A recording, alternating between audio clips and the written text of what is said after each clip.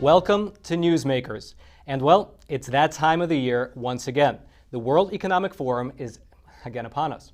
This is, of course, the annual meeting wherein the elites from around the entire world come to meet in Davos, Switzerland. Now, of course, you know Switzerland, the country that is 95% ethnically homogenous, the country with strict immigration laws, the country with one of the highest gun ownership rates in the entire world, the country that has refused to join all these different global alliances like the EU and NATO. That's the country that global elite decide to go to every single year in order to discuss their general agenda, which typically and ironically involves making sure that other countries around the world are nothing like Switzerland. Now, the beauty of this annual event for you and me, the common plebes, is that this is where very often the quiet part is said out loud, where, again, you and me, the common plebes, can get a small glimpse into what the global elites, who hold many of the levers of power within our societies, are planning for the future. Now, several of the previous years, we've gotten quite a few interesting tidbits on what these plans actually look like. Things like tracking the carbon footprint of each individual person using their credit card, placing microchips inside of medicines in order to track whether the patient took it or not, implanting smartphones into people's bodies. These are the types of, you can say, innovative ideas that are floated each year at the World Economic Forum. And so, with that in mind, one of the main topics that's going to be discussed at this year's World Economic Forum meeting is the topic of ESG, which stands for Environmental, Social, and Corporate Governance. And while a sympathetic interpretation of ESG is that it basically forces companies to be more inclusive, more diverse, and more, you can say, environmentally friendly, well, there is another way to look at it, which is that it's actually a form of communism, a type of communism, being forced upon the world through the business sector. And in order to discuss that point, we're going to be joined today by Epoch Times financial reporter, Mr. Kevin Stocklin, who's actually been covering this year's World Economic Forum. Kevin is also the producer of the new Epoch Times documentary, The Shadow State, on exactly this, the ESG industry. Kevin, thank you so much for joining us. Now, you are covering the World Economic Forum's summit in Davos this week, and the central theme at the summit is restoring trust. Can you sort of elaborate on that for the viewers? What does that mean? What is this agenda of restoring trust about in a practical sense? Yeah, the WEF has gotten some disturbing news that trust in government, trust in media, and apparently trust in the WEF is on the decline. And so what they're trying to do at this meeting is restore this trust, which I think really means get the troops back in line behind the ideology. There was from their perspective, a disturbing report from KPMG that said 60% of CEOs are planning in 2023 to downgrade their commitment to ESG criteria. Now, at one of the events, Senator Joe Manchin, he said that one of the leading problems to a lack of trust is the open press system. Basically, because of social media, because it allows everyone to express their views. What are your thoughts on what Manchin said? Is that right? You know, I think from Manchin's point of view, it seems to be that if we can consolidate media into a handful of companies, whether that's the New York Times and the Washington Post and CNN, I don't know. And if we can get behind a unified narrative, then the country will be unified. And I think that's his point of view. And I think that's also the point of view of the WEF. One of their surveys noted the rising level of dissent all around the world. The flip side of that is that if people have lost trust in these mainstream organizations, it could be the reason why they're turning to other sources. So it's a chicken and egg question whether diverse sources creates diverse opinions within a country, or whether people just don't trust the single unified narrative. But one thing I would suggest as far as Mr. Manchin, he apparently has sworn an oath to uphold the Constitution. Our First Amendment rights about freedom of speech and freedom of the press are very sacrosanct in this country. And so the federal government should not be speaking about reining in the media or the media being a problem, whether they take steps themselves or whether they use proxies like Twitter to censor Americans. Now, you mentioned the consolidation of these different companies, which is kind of interesting to me because when I have read about ESG in the past, what I found most fascinating is that some of the biggest companies in the world actually want to promote ESG because they believe, this is what I've read, and I'd love to know your thoughts about it, they believe that by doing so, they can actually kick their competitors out, their smaller up-and-coming competitors, because they can't finance some of the ESG requirements, while the big companies, they can set the standards and they can be sort of the monopolies that can adhere to ESG standards. Is that what you're finding? Yeah, there's a little bit of the devil's bargain in all this. So particularly in the finance and the tech industries, what we're seeing is that they will play ball with the progressive ideology. They will do what the government wants them to do, whether that's censoring Americans or on the finance side, tracking gun purchases and things like this. In return, what they get is that they don't get their oligopolistic position questioned. They don't get their power and influence questioned. One of the best examples of this is really what occurred during the COVID crisis. We saw all these lockdowns, but who really got crushed by this? It was small business. Who had some of the most profitable years in their history? Well, it was the big tech companies. It was Amazon and Apple and companies like this. So these, the more the government infringes onto the private sector and steps into industrial management, the more these large companies tend to benefit. Kevin, the World Economic Forum hosted a panel on this is what it was called, the clear and present danger of disinformation. And the host for that panel, well, it was none other than CNN host Brian Stelter, well, former CNN host Brian Stelter. Now, what do you think that says about the World Economic Forum's view of what disinformation actually is? Well, I think there's a little bit of irony in that choice. They also had the publisher of the New York Times on that panel, and the New York Times received a Pulitzer for its reporting on the Russia collusion hoax, which turned out to be fake news. CNN also doesn't have a great reputation for accuracy. They also jumped in on that hoax. They got sued by Nick Sandman for totally misrepresenting that story. They fell for the Jussie Smollett hoax. So I think when they talk about disinformation and misinformation, what they really mean is stepping away or stepping outside of the ideological narrative versus being factual. And that seems to be the point of view that was presented. Klaus Schwab actually praised a Chinese state television at this meeting as a model for the West to follow. So I think that says a lot. Wow. So Kevin, last question, maybe 45 seconds. Having covered the WEF forum this week, now it's not over, it's the middle of the week, but what would you say your biggest takeaway is thus far from this year? You know, you have to be stunned by the lack of awareness that's going on in Davos. So certainly this lack of trust, they can't figure out where that's coming from. But also one of their big themes is the cost of living crisis. They say this is the biggest problem facing the world.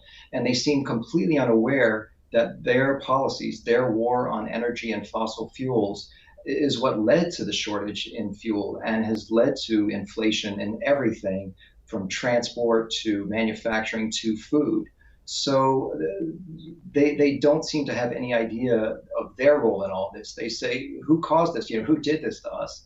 And I think the short answer is, well, it's the people right there in Davos. Wow. Well, Kevin, thank you so much for joining us. If the viewers want to check out The Shadow State, they can find it over on epictv.com. And coming up after the break, we're going to be joined by Mr. Robert Haneke, who's here to give us an analysis of the latest Biden classified documents that were found. So stay tuned for that.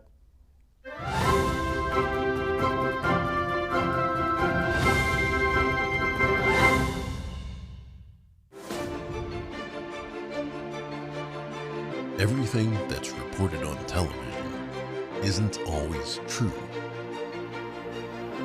but it should be. NTD, the power of truth.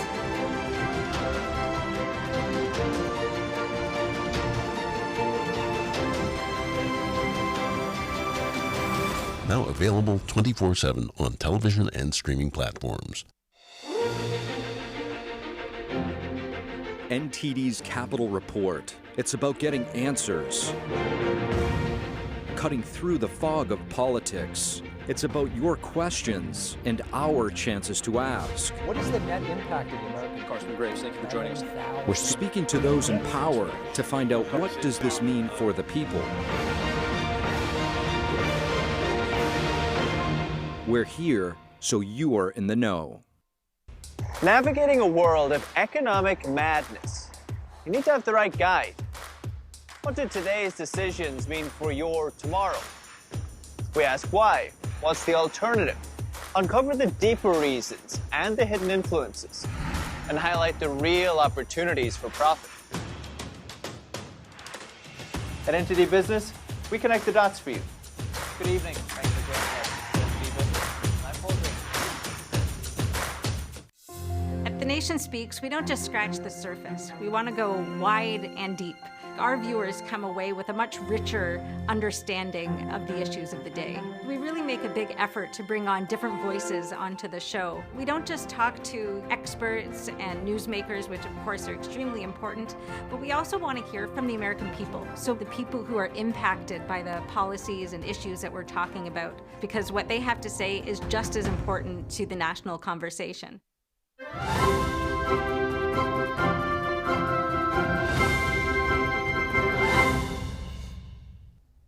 Welcome back.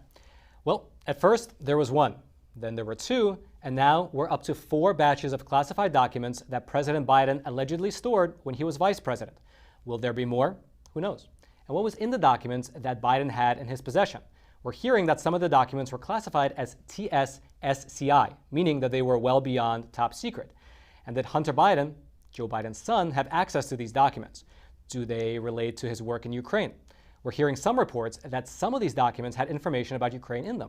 What does that mean? Why did the senior Biden, meaning Joe Biden, have them in the first place?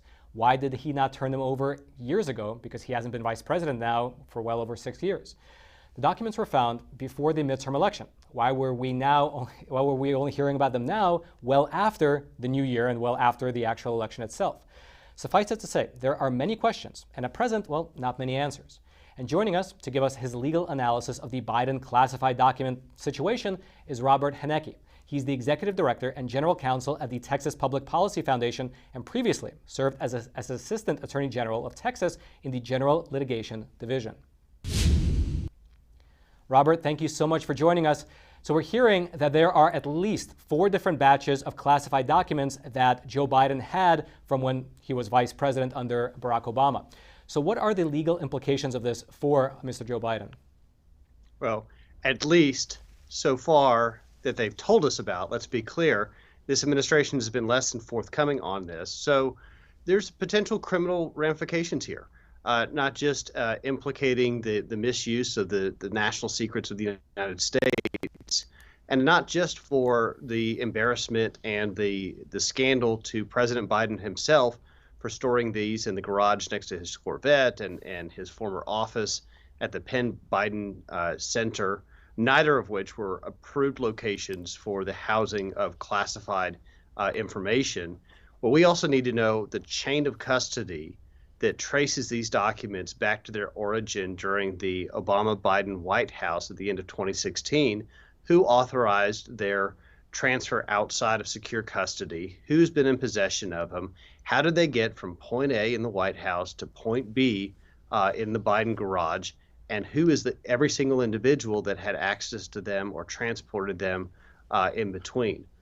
That is additional information that the special counsel needs to investigate because it's a lot bigger of a subject than just some old papers found in a box in the Biden garage. Yeah, and you know, President Trump allegedly mishandled classified information when he stored those documents at Mar-a-Lago, and the Democrats, by and large, are claiming that what Trump did was significantly different than what Biden did. Is that true from a legal perspective? And if so, what are the actual key differences and the implications of those differences? I'm following closely a ethics complaint that was filed recently by a watchdog group that's pointing out the double standard that's been an issue in how the Department of Justice has been handling this investigation. You know, keep in mind that you had the FBI do a law enforcement raid of former President Trump's residence in Mar-a-Lago for the documents that he had there. Here in this situation, the ethics complaint documents how the Department of Justice actually stood down and allowed President Biden's personal attorneys and also the attorneys from the White House counsel's office to come up and be the ones to screen these documents and to identify what should be turned over to the Department of Justice. So already there's a differing standard in the way that federal law enforcement has treated the situation with President Trump versus the current scandal and situation with President Biden. Do you, well, rather, how do you view the more sympathetic view of the situation, let's say from the Democrat side, who are saying that, well, Trump was kind of slow walking the release of these documents. He was, obfuscating things. That's what they say. Versus Joe Biden, who, let's say, the moment the lawyer found the documents, he informed the National Archives right away and he handed them over. And that's why that's the big difference. How do you view that argument? I think it's a deflection argument. I mean, the moment that Joe Biden's staff, 6 years after the fact that he took them without our authorization from the White House, discovered them, then they sat on the information for several months to get it past the recent election before it became public. Look, there's not been transparency with this administration. I don't think that the storage of classified information was authorized in either setting, but certainly, what was done by the Biden administration was a lot more secret and less transparent. And we know how the records at Mar-a-Lago got to that location from the White House. We still have no idea how these documents ended up in President Biden's personal office when he was no longer in office, or certainly in his private residence in Delaware. Yeah, and one I think important aspect of the case is that these particular classified documents that were recently found are from when Joe Biden was the vice president and didn't actually have the power to declassify them. But last week, we heard from Jenna Ellis, who is a constitutional attorney, and many people know her, that the president can delegate some of that power to others, let's say the vice president. Do you think that's what happened here? And let's say, if you think so, why or why not? Important questions need to be answered. I mean, and that's what I'm also noting in the lack of transparency from the White House press secretary. She has claimed up until now that she cannot comment on the case because the Department of Justice has instructed the White House not to do so. DOJ today came out and issued a statement saying that's not the case. We haven't told the White House not to speak on this at all. So the statement by the president that he didn't know those documents were there and he was surprised is not a justification, an answer, or an excuse for how they got there. And right now, the American public remains in the dark about the details that led to the placement of these documents, I think illegally, in the locations where they were discovered. We really don't know anything, and the non-answers from the White House are not providing any additional clarity. Robert, last question. So Republicans right now in the House promised to hold Joe Biden accountable for his alleged crimes in relation to these classified documents. And now, of course, they are in control of the House. So what do you expect to see in terms of investigations from Congress coming, let's say, in the rest of the year 2023? What do you expect to see there? I think I'm going to start off in learning who has had access to these documents. Chairman Jim Jordan and others in the House have demanded the visitor logs from President Biden's Delaware residence, and the response from the White House has been, we don't have any. Well, that's absurd.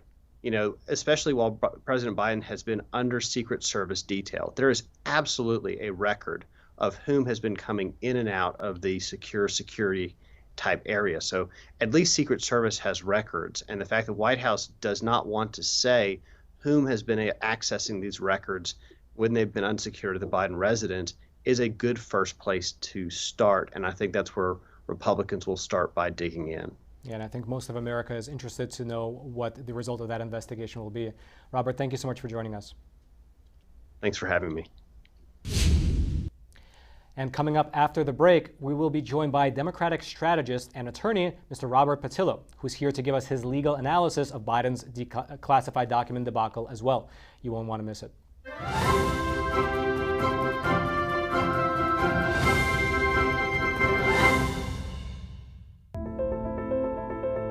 Good evening. Thanks for joining us. There's reporting that can be trusted. There are programs that can inspire every generation. There is a television network worth watching and sharing.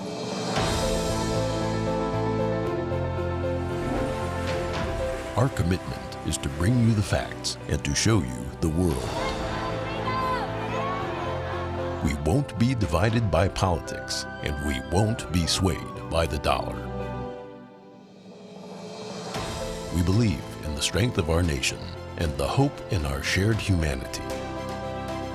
We are NTD Television, and we are proud to bring you news you can trust and programs that make you smile.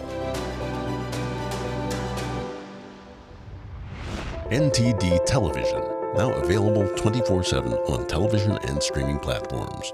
It's just clear as day.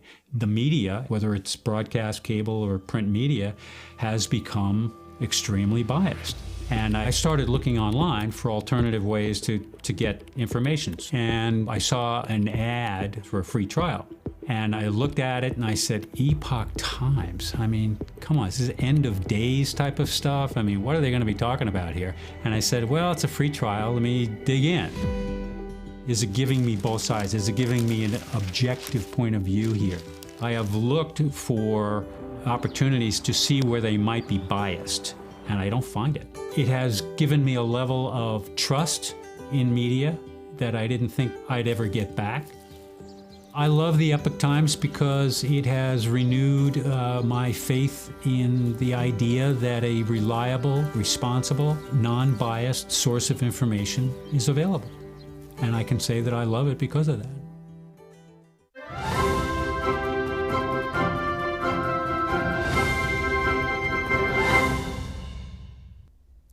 As we discussed with our last guest right before the break, President Joe Biden stands accused of the same crime for which he condemned President Trump just last year.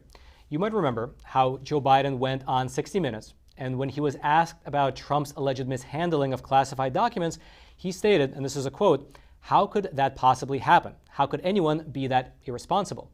Biden then noted that Trump was, quote, "totally irresponsible in his handling of classified documents." Now, of course, just last week it was revealed that he had a similar situation with classified documents being found in his private office and later in his home. And so the question on everyone's mind is, what does this all mean for President Biden? Now, Republicans at the moment control the House, and they've already said that they plan to investigate. Joining us now to discuss all this and more is Democratic strategist and civil rights attorney, Mr. Robert Patillo. Robert, such a pleasure to have you on this evening. So first off, let's say from a very kind of broad view, what is your general legal analysis on Biden's classified document situation? Well, I think this is going to be very much a we see situation. We don't have the identification of what the documents are, their content, what their classification level were besides some media reports. And then also we do not know what steps were taken by the National Archives to retrieve these documents. I think the one distinguishing point that we have between the Trump documents and the Biden documents are that the Biden documents apparently were in the former vice president, current president's possession for as much as 6 years beforehand, that they were not requested to be returned by the National Archives, and that once they were discovered, that the lawyers did report this to the Justice Department, and they began the process of returning them. Versus the Trump situation, where these documents were requested, they'd gone through negotiations, they were told that they were going to receive them, that they did not receive them. This is what vitiated the FBI to go in to retrieve the documents. I think that that's a distinction that's not without a difference. But however, I think that if we get the special prosecutor who investigates and then says these were all the documents on Ukraine that President Biden was hiding to keep people from prosecuting Hunter Biden, then yeah, we have a big situation going on. If we find out that that it's a situation where the former vice president, current president, simply had these documents and returned them as soon as he found out that they were missing, then I think it's a far smaller situation. That's all to say. We'll find out. Yeah, I think you're absolutely right, and it's one of the sort of downfalls of the news cycle, right? We have such limited data, and then we have to make assumptions. But let me ask you, like, in terms of what we do know, based on just the information that we know, what is your legal opinion? What are the critical differences, again, just based on what we know, between Biden's mishandling of classified documents and Trump and his way of handling them? Well, the biggest difference primarily is what happened when you became aware that you had the documents that were not supposed to be in your possession. According to the Biden team, as soon as they found out about the documents at the think tank, they reported it to the Department of Justice, and they began the process of turning the documents over. They then voluntarily began searching the president's private residence in Delaware, at which point more documents were discovered and they were turned over. They voluntarily reported this to the DOJ, who then appointed special counsel. This will be in opposition addition to Trump documents, where until today, the former President Trump still maintains that he has the right to have these documents, that they were raided from his house, that they had lawyers on multiple occasions make misrepresentations and false statements to investigators, and this is what vitiated the quote-unquote raid on Mar-a-Lago. Now, when it comes to a legal question, there are many documents in the federal government where they are or there's no mens rea, there's no mental aspect required. If you have these documents in your possession, you have violated federal law. That is going to be something that's investigated by the special prosecutor. If President Biden is in possession of documents that by their very nature cannot be outside of secured areas, well, then he will be, there will be needs for a Department of Justice further investigation and perhaps even prosecution. But that is further on down the line. I know in the 24-hour news cycle, people want all the information up front immediately, but we're going to have to wait to find out more information. Robert, let me ask you, so I can kind of see both sides of it, wherein in terms of Trump, he held on to the documents knowingly, and of course it seems like he was slow walking their discussions with the National Archives, but on the flip side, they seemed to be in a locked room where there were visitor logs, there was cameras everywhere, there was security posted, whereas on the flip side with President Biden, it seems like he maybe he didn't, maybe he likewise didn't have the authority to take them. But on the flip side, it seems like there was he returned them as soon as he got them. So that's different from Trump. But on the flip side, it appears that there were no visitor logs to his home. So my question to you is, does it matter? Is the legal question, how did the documents come into the possession and whether that was legal or not, and what happened once they're in the possession? It sort of almost doesn't matter to the question of legality. Is that the case?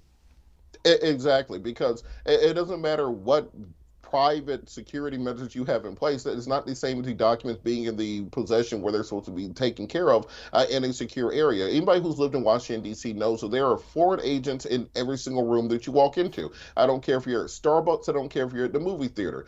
These people are waiting to get a hold of these documents. So this idea that you'll keep them in your garage next to your Corvette, no, you can't do that. This idea you'll keep them at your resort in Mar-a-Lago next to the omelet bar, no, you can't do that either. So I think that we should have a bipartisan committee on this to find out why the hell so many of our classified and top secret documents are just walking out of the White House, and where else these documents could go. Because if there's a few hundred in Mar-a-Lago and a couple dozen in Delaware, who knows where the rest of them are at? And I think that that's the place where we can have bipartisan oversight to create new policies to stop this from happening. So, Robert, last question. I think what you said is spot on. So last question. So in general, and of course it goes both ways, but in general, Democrats are very quick to attack Trump basically no matter what happens. And of course, on the flip side, Republicans are quick to attack Biden almost no matter what happens. And so obviously politics is playing a big role in Washington, and especially in these two cases. And so how can we ensure there will be proper accountability without making this like a political theater? Do you see this happening? This will absolutely be political theater. Let's not kid ourselves on that. But what I do think can be done is the establishment of a bipartisan committee, either in the House of Representatives or in the Senate, where instead of simply launching these soundbite-ish witch hunts that the January 6th committee turned into or that the Benghazi hearings turned into, actually getting some national security experts in to find out what can be done to better collate and track our secure documents. I think most of us just assumed these things were, had GPS trackers on them, or they were heavily secured and monitored. No, apparently if you put them in your briefcase and walk out the door, nobody ever sees them again. I think that you can have a bipartisan committee put in place that will create recommendations that can stop this happening going forward, and that might be one of the few places we can get agreement in Washington. Yeah, I completely agree with you. Robert, thank you so much for joining our show and sharing your expertise. Thanks, anytime. And coming up after the break, we'll be joined by Mr. Matthew Peterson, the co-founder of The New Founding. He's here to help us shed some light on all the crazy revelations in the new Twitter files.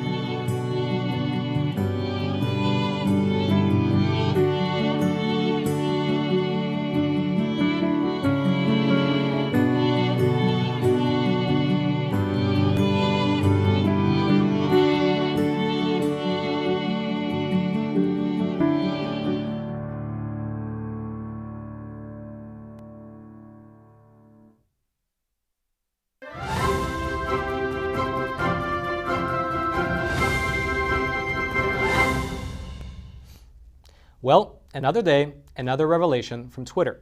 The government putting pressure on Twitter to remove posts about 2020 election irregularities? Check. The government shaping the COVID-19 pandemic narrative by asking Twitter to shadow ban or remove doctors who question the CDC? Also check.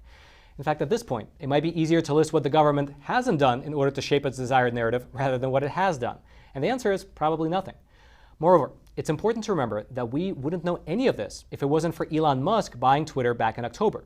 His takeover of that social media giant gave us definitive proof of the government working with social media companies to censor Americans. But as more and more comes out, people wonder just how deep this rabbit hole actually goes.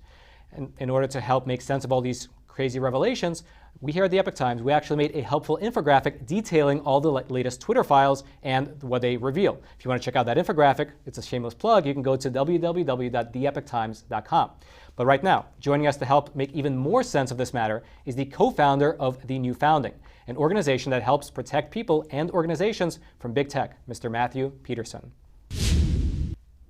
Matthew, thank you so much for joining us. Now, in October, Elon Musk took over Twitter and fired about half of its staff. And then sometime around that same time, he also decided that Twitter needed to come clean about its past behavior prior to the takeover.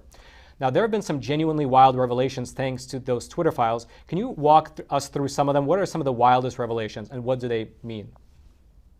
Yeah, so first we should make clear that everyone claimed that this wasn't happening, right? I mean, so the whole world was being gaslit by Twitter and friends saying, oh no, we're not shadow banning anyone, this is all crazy right-wing talk. And what the Twitter files have done is give conclusive, definitive proof of what was actually going on.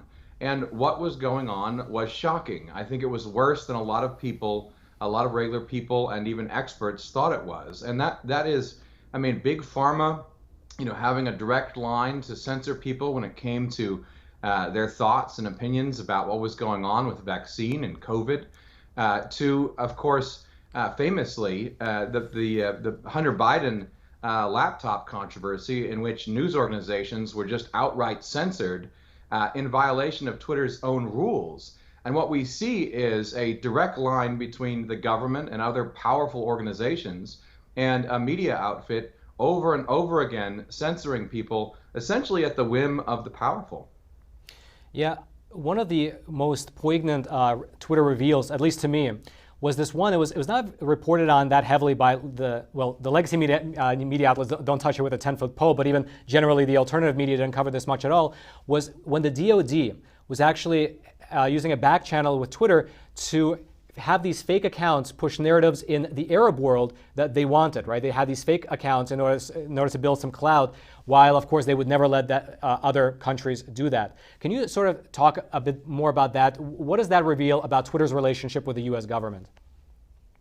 Yeah, so what we see is, again, direct channels from the U.S. government, both really, creating fake news, as you point out, and deleting anything they don't like. And people have to realize Epoch Times is doing, you're right to plug what the Epoch Times is doing, because you're one of the only institutions that's reporting on the files, sadly.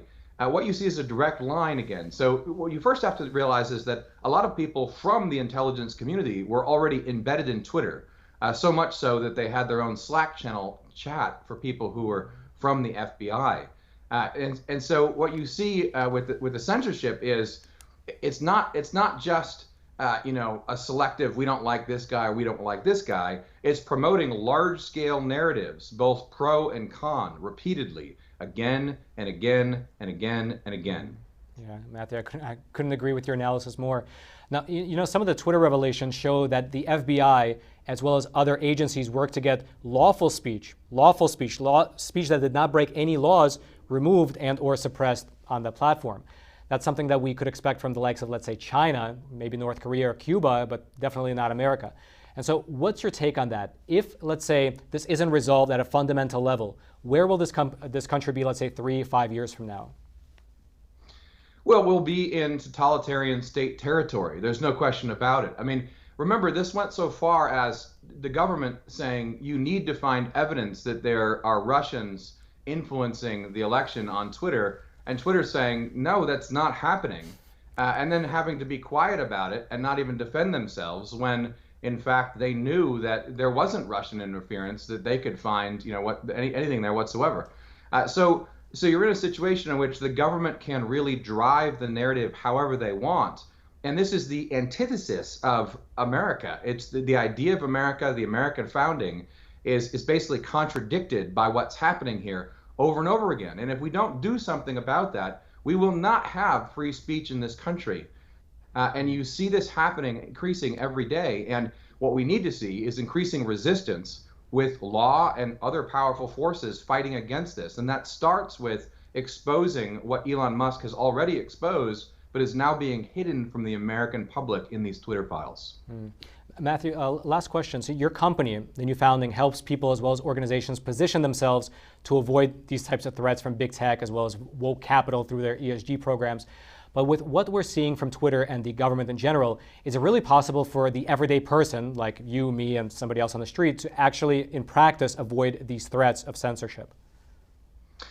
I would say not yet, right? It's hard right now. At newfounding.com, we do that. We connect talented people, right? Get them out from under woke capital to build new things in technology as well as other sectors. We just published a guide that people can use with a browser extension to find non-woke products and services and rate them. So what we have to do is build this ecosystem, and that's what we're dedicated to doing. We really need alternative technology. That's the only way we resolve this problem. Is with competition while we still have it. We have to provide for the American people free technology that they can use with confidence. And if we don't do that, we will lose. The politics doesn't matter. We have to build that, and we have to build it now. Well, Matthew, that sounds like a great free market American solution. Thank you so much for joining us. Thank you. And coming up after the break, we will be joined by Trump's spokeswoman, Ms. Liz Harrington. Now, we've been hearing reports that Trump may soon rejoin Twitter, and we'll find out if that's true after the break.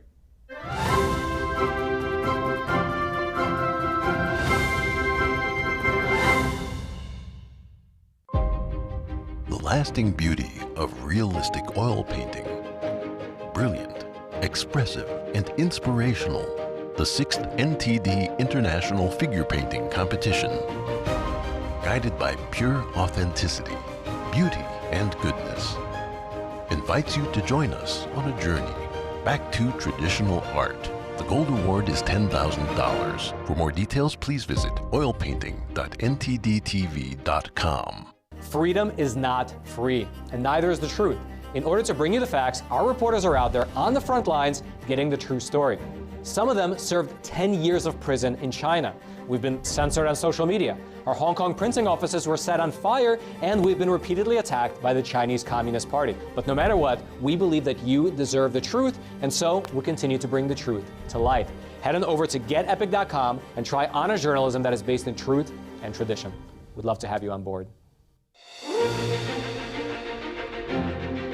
NTD's Capital Report. It's about getting answers.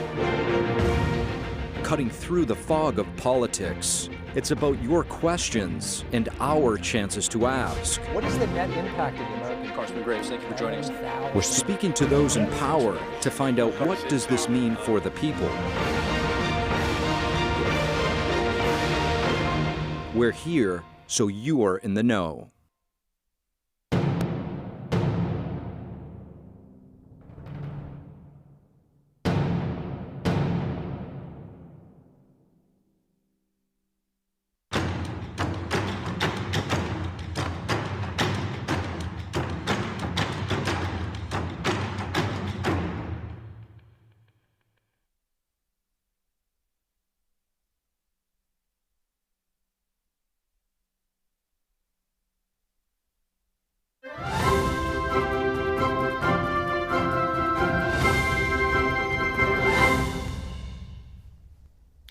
In November, you might remember that Mr. Elon Musk lifted President Trump's Twitter ban, and mainstream media, well, they kind of lost their minds.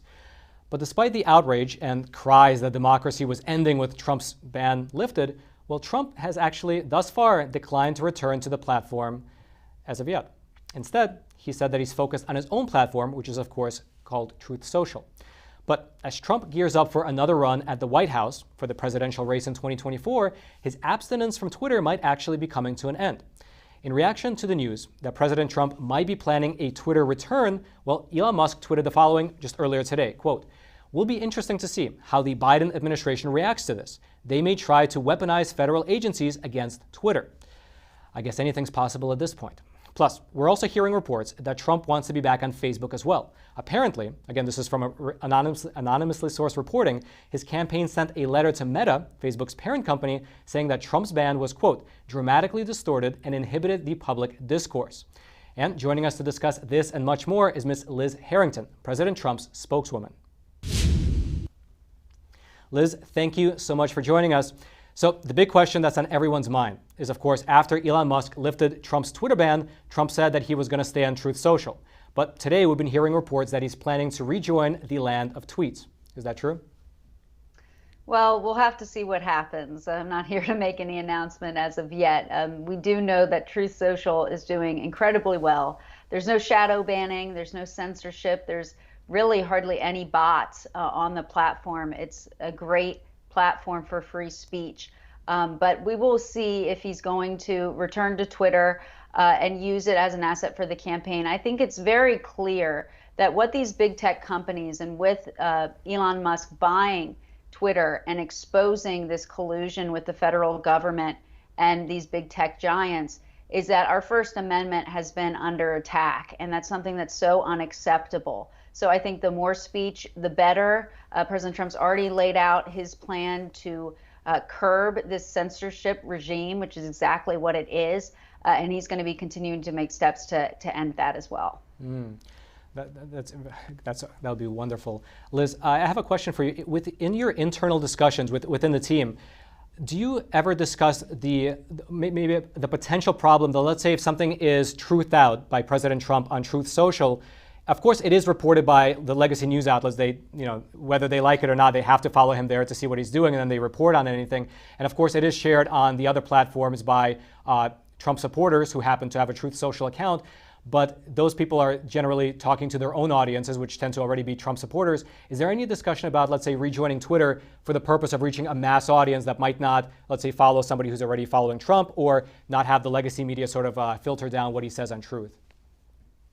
Well, I think that's what President Trump has kind of been talking about for some time, right? We can't have, a First Amendment if, half the country is not able to speak freely. And it's even more so than that. It's not even a right or left issue. It's an issue with all types of censorship on all type of viewpoints that, are deemed inappropriate by the censorship regime. So that is very unhealthy for a constitutional republic.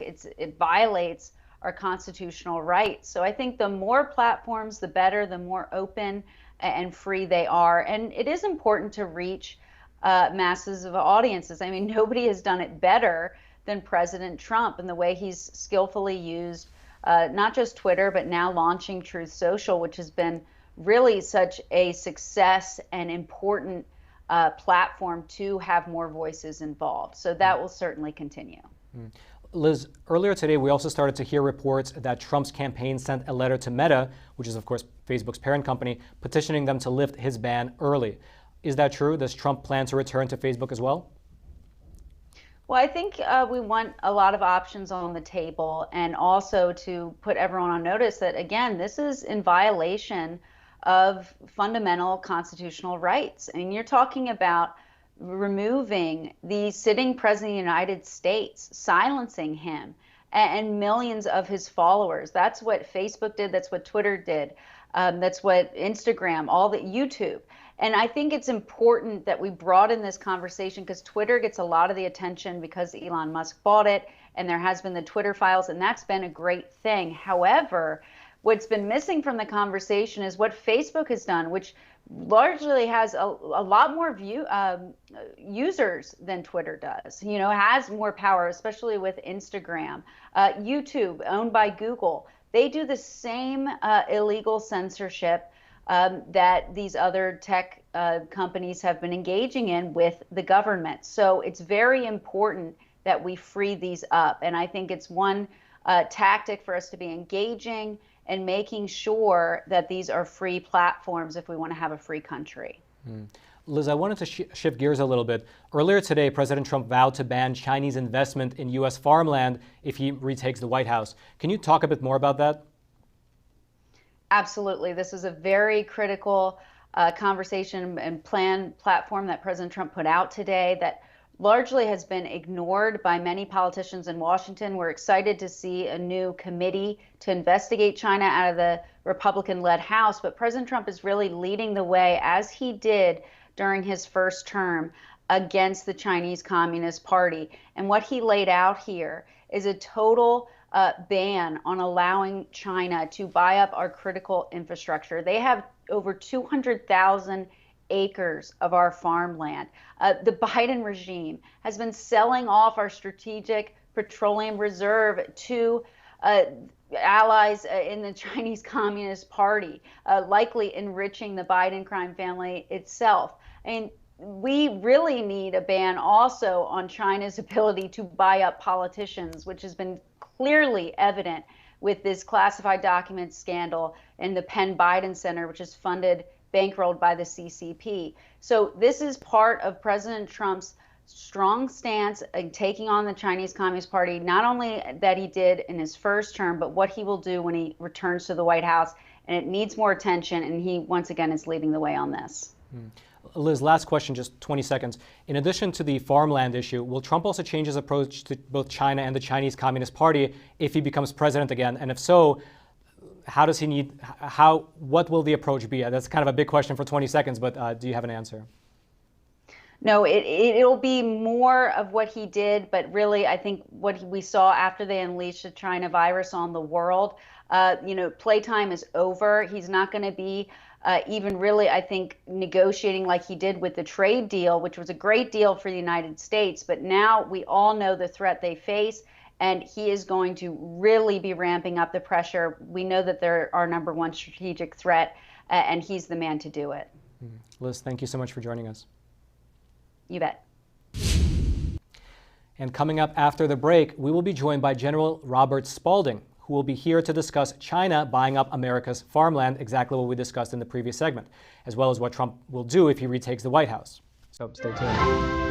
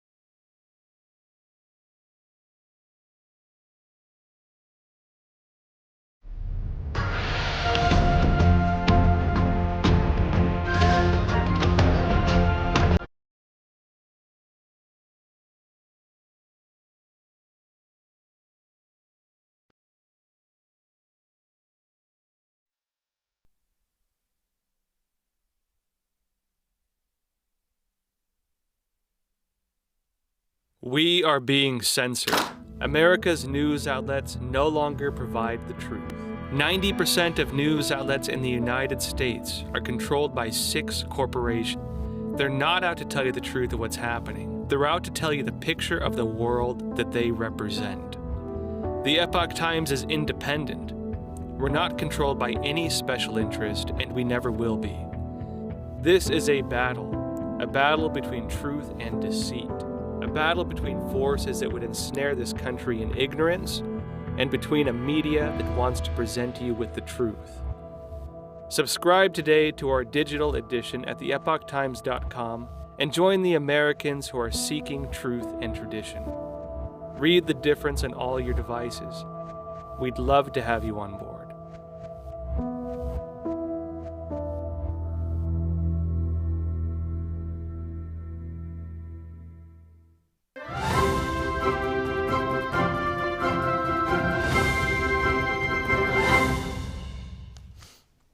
Welcome back. Staying on the topic of China, well, joining us to discuss the security risks surrounding China buying up American farmland is Epoch Times contributor, senior fellow at the Hudson Institute, as well as the author of Stealth War. I'm of course talking about General Robert Spalding.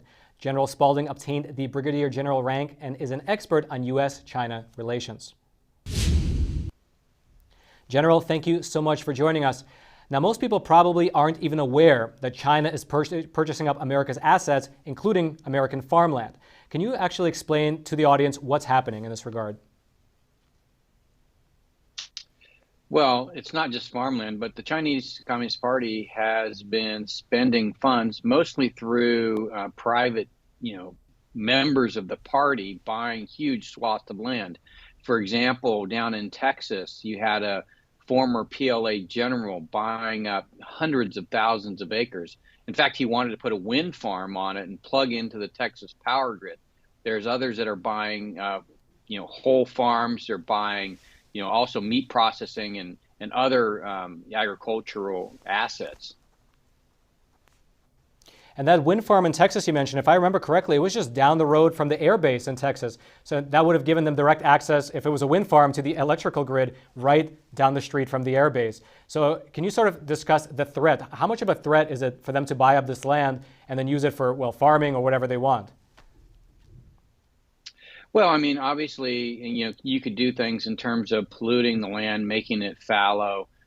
They can also direct that agricultural product to China. They've used, in the past, they've used Chinese nationals to go out in the middle of fields and dig up genetically modified seeds and take them back to China. You can use it, to collect intelligence on nearby bases or other manufacturing facilities. So there's a whole lot of things that you can do when you own the land. In fact, the Chinese general in Texas was basically locking it up and making sure people couldn't come on. So you really didn't have an idea of what's going on. It's almost like an invasion of the United States, just using money. Mm-hmm. So, General Spalding, right now the sort of 2024 presidential race is just beginning to gear up and people are giving their stances. And so I'd love to know your opinion on both Trump and DeSantis saying that they want to ban China from purchasing American assets. Is that a good idea, and can they actually do that, in your opinion? Oh, absolutely. In fact, during the Cold War, we had something called COCOM, and that treaty with our allies ensured that nobody could trade technology with the Soviet Union. During World War II, we nationalized the rubber and steel industries.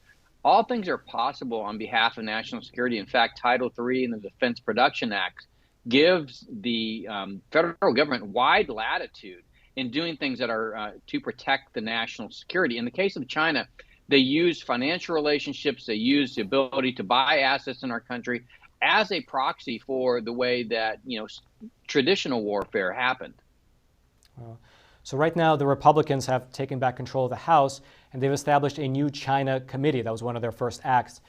Some China hawks seem to have low expectations about what that committee will actually do. What's your take on the committee?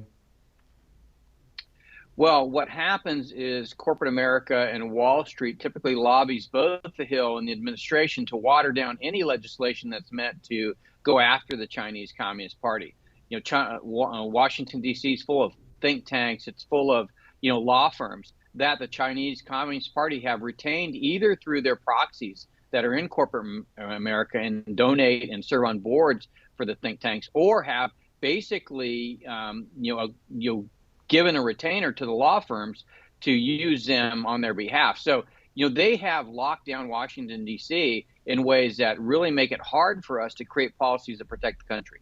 Well, General, thank you so much for joining us and sharing with us your expertise. Thank you.